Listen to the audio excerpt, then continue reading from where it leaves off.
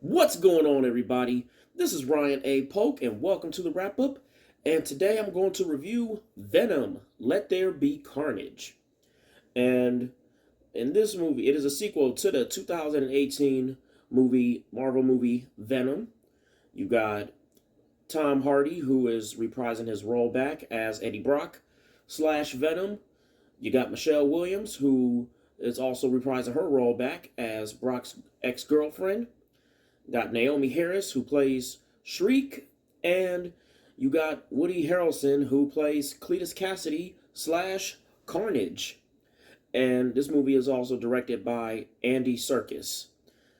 And this is, and in this story, you got Eddie Brock, who is still trying to, get back on his feet with his Eddie Brock report, well, his reporter career, I should say. And however, he is facing yet one of the best Marvel villains, in my opinion, and also the villain that is forever giving Venom a hard time, Carnage. And because Woody, I'm sorry, you got Cletus Cassidy, who becomes Carnage in this, and he is wreaking havoc, and now Venom is trying to stop him.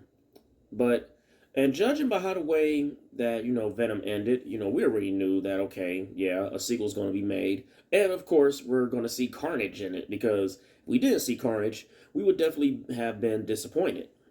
And this movie, it was supposed to get released. I know it was definitely supposed to be one of the movies that was supposed to get released before 2021, but didn't because of the stupid COVID, of course.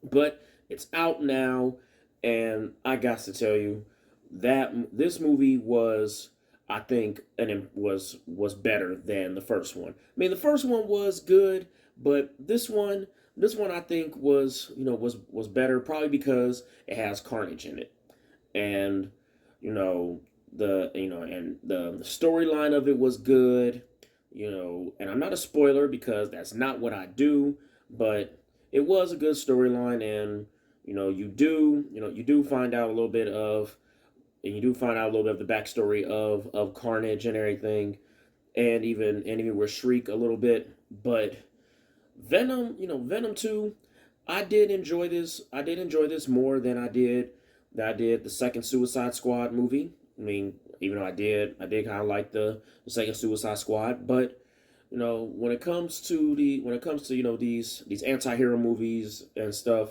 I do think that Venom: Let There Be Carnage is definitely one of the, I want to say that's one of the best ones. Just sitting here talking about it almost makes me want to watch it again. And the action scenes were good.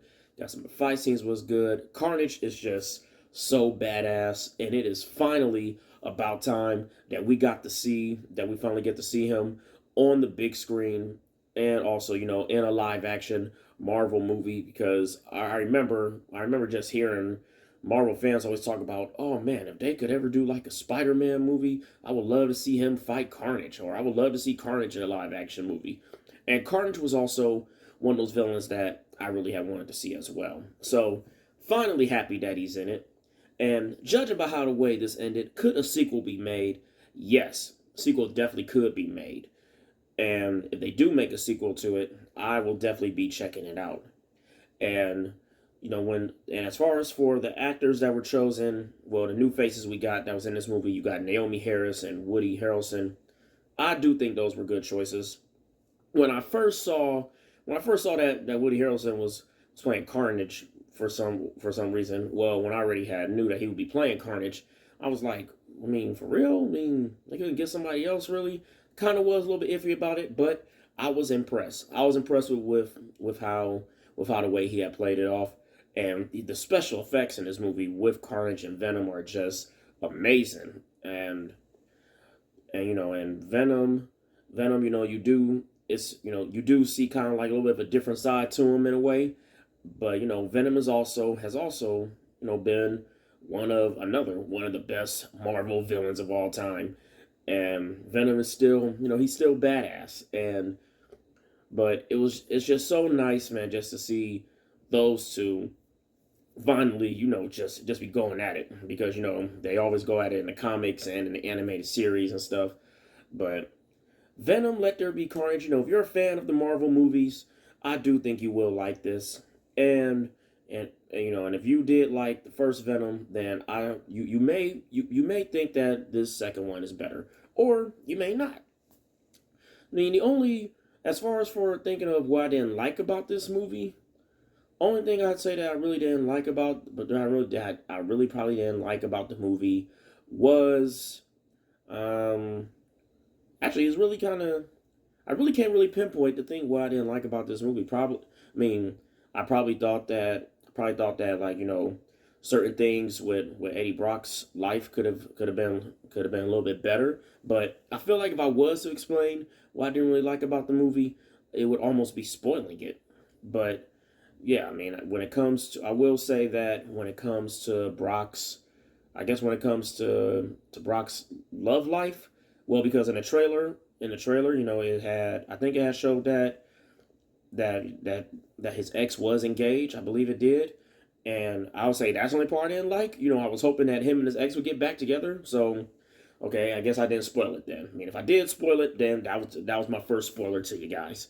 But Venom, Let There Be Carnage.